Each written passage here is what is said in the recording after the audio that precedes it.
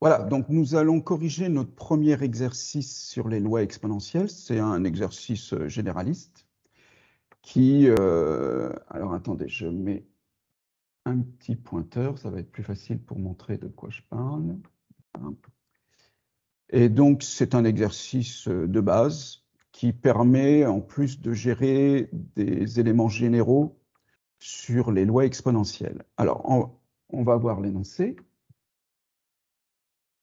Si j'arrive à changer de slide. Alors, voici l'énoncé. Effectivement, on pouvait se débarrasser de lambda dans la fonction ici, lambda exponentielle de moins lambda x, en remplaçant les lambda par des 1/10 tout de suite. Mais vous allez voir, je vais gérer la première question, en tout cas, je vais la gérer de manière générale pour voir ce qui se passe suivant les valeurs de lambda. Et après coup, notamment sur le petit b, on va bien entendu passer à lambda égale 1/10, ainsi que pour le petit c.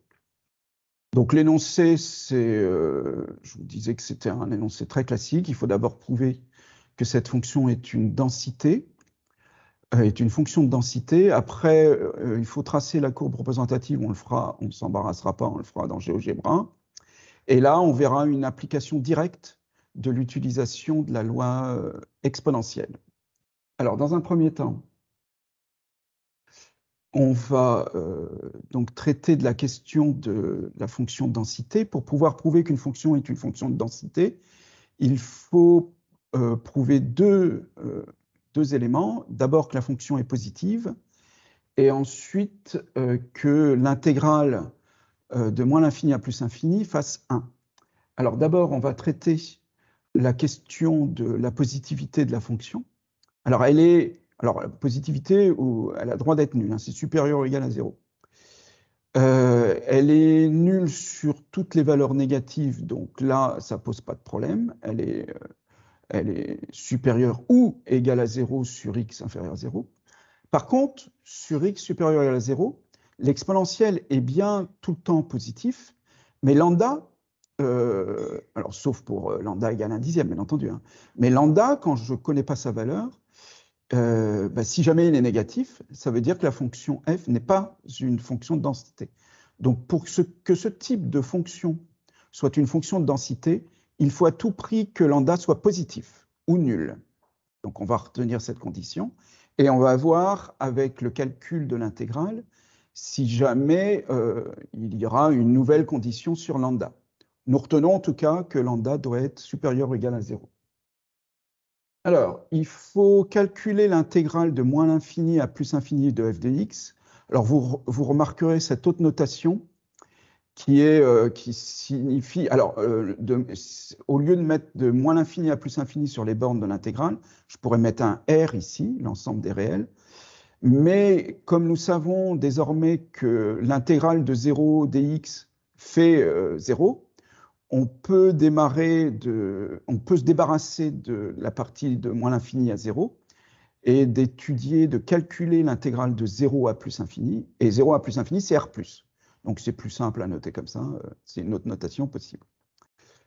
Nous remplaçons donc le plus l'infini qui est ici par une limite. On prend une variable, celle de notre choix, donc t par exemple en l'occurrence, toute autre lettre que x en tout cas, et on cherche la limite de quand t tend vers plus infini de f de x dx. Alors là, on va, dans l'étape suivante, on va remplacer le f de x par sa valeur sur 0 plus infini, qui est donc lambda fois exponentielle de moins x. Ensuite, on va, alors, par linéarité, alors la propriété que je vais évoquer maintenant s'appelle la linéarité d'une fonction, on peut sortir les constantes des intégrales. Donc le lambda qui est ici, qui ne dépend pas de x, je peux le sortir de l'intégrale.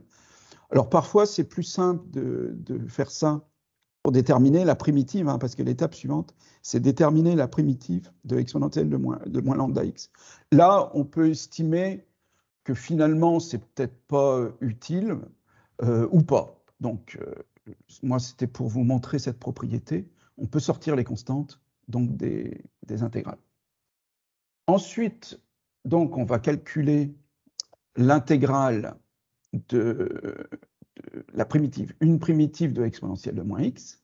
Alors, je vous laisserai vérifier que c'est bien le cas, mais une primitive de l'exponentielle de moins x, c'est exponentielle de moins lambda x, pardon, divisé par moins lambda.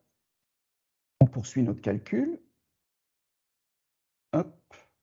Alors, là, en l'occurrence, par exemple, j'ai probablement mal été inspiré, hein, donc j'avais une motivation pédagogique de sortir le lambda de l'intégrale, mais j'étais mal inspiré parce que, au final, les lambdas ici se simplifient, et donc ça aurait été probablement plus simple de laisser le lambda dans l'intégrale pour certains d'entre vous, en tout cas. Donc il ne reste plus. Alors par contre, il ne faut pas oublier qu'il y a un moins qui traîne ici, et donc je peux le mettre devant la limite si jamais ça m'embarrasse qu'il soit à l'intérieur de décrocher, puisque ça va faire beaucoup de moins à un moment et c'est une source d'erreur potentielle. Ensuite, je remplace d'abord x par t, puis par 0, je fais la différence des deux résultats, ça donne ça, donc là il n'y a pas de difficulté particulière. Ensuite, je remplace exponentielle de 0 par 1, c'est le seul effort que je fais maintenant. Et on va calculer la limite. Alors, le moins qui est ici, si je le distribue pour le moins 1, ça fait plus 1. Ce moins 1 là, ou le plus 1, n'ont aucune influence dans le calcul de la limite quand exponentielle de moins lambda t. Donc, je peux le mettre à part. Et donc, maintenant, j'ai juste besoin de traiter la limite de moins exponentielle de t, exponentielle de moins lambda t quand t tend vers plus infini. Alors lambda, on part du principe donc qu'on applique la première condition avec issue du premier travail sur la positivité de la fonction. Lambda, on part du principe donc qu'il est forcément positif, sinon la question de densité ne se pose plus. Donc, quand t tend vers plus infini, lambda t tend également vers plus infini, avec le moins qui est là, ça tend vers moins l'infini. Et l'exponentielle d'un nombre qui tend vers moins l'infini, ça tend vers 0. Donc, au final, cette limite-là va être égale à 0, et il ne restera plus que, alors j'ai été un petit peu rapide, il ne restera plus que 1, ici, ce qui fait que ma deuxième condition est respectée avec la condition pour laquelle la fonction doit être pour laquelle on trouve qu'une fonction est une fonction de densité. On trouve bien 1 et la fonction est une fonction de densité dès que lambda est positif ou nul. Donc ça répond à ma question petit a. Ensuite, alors j'ai pris GeoGebra et j'ai construit la fonction avec un dixième. Un dixième, c'est 0,1. Donc, on se retrouve avec une courbe comme ça. Alors, si on nous avait demandé de faire ça rigoureusement, on aurait dû étudier la fonction. Là, je n'ai pas pris la peine. Ce n'est pas l'élément le plus intéressant autour de la loi exponentielle. On voit la courbe ici. Et enfin, la question petit c, que je vous rappelle là. Alors, je relis l'énoncé. Une standardiste vient de prendre son travail et attend son premier appel. Nous admettrons que le temps d'attente exprimé en secondes du premier appel, donc vous voyez bien, hein, elle est face à son téléphone, on va dire, et elle attend que le téléphone sonne. Et elle attend. Et là, on voudrait évaluer la durée d'attente. Et on pose 3 questions autour de ce premier appel. En admettant que le premier appel suive une loi exponentielle de paramètre 1/10, donc on est dans ce contexte-là, avec cette fonction de densité ici, et on vous demande quelle est la probabilité que la standardiste attende moins de 10 secondes, plus de 30 secondes, et entre 20 et 30 secondes. Alors on va faire un petit point de cours rapide. Par exemple, quand vous avez à chercher la probabilité qu'une variable aléatoire soit inférieure à une certaine valeur. Donc là, si je me ramène par rapport à la question, la probabilité que la standardiste attende moins de 10 secondes. Donc là, on est dans cette situation-là où la variable aléatoire, la loi exponentielle, la variable aléatoire qui suit une loi exponentielle, ici, ça va être 10. Et donc, d'après le cours, cette probabilité est égale à l'intégrale de 0 à 1 de la fonction de densité dt. Alors, je passe tous les détails de calcul parce qu'il s'agit de la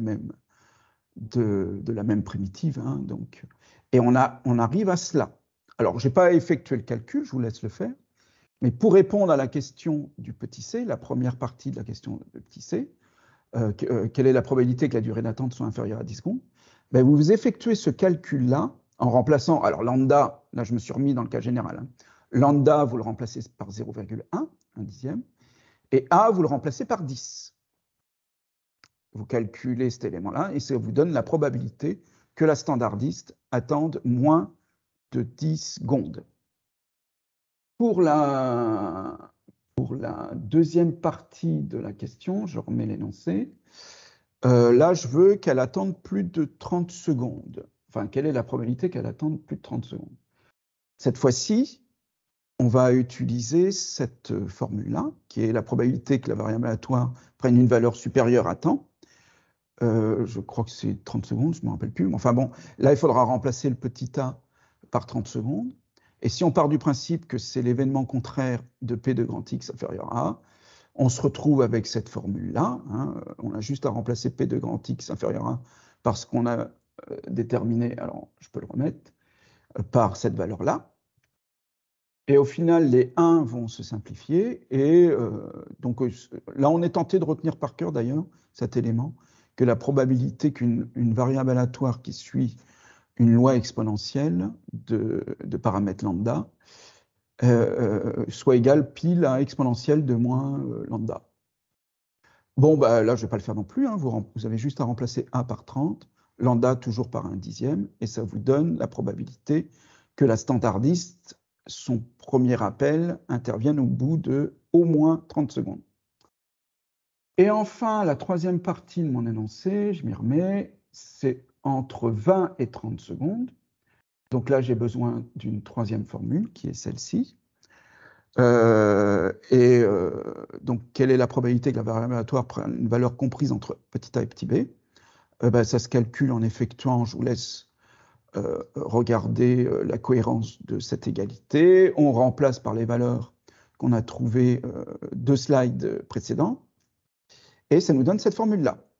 Et là, pour le coup, donc, c'est quelle est la probabilité que la standardiste attende son premier appel entre 20 et 30 secondes. Donc, vous remplacez le A par 20, le B par 30, et ça vous donne la valeur de la probabilité qu'on recherche. Voilà, ceci achève la correction de cet exercice.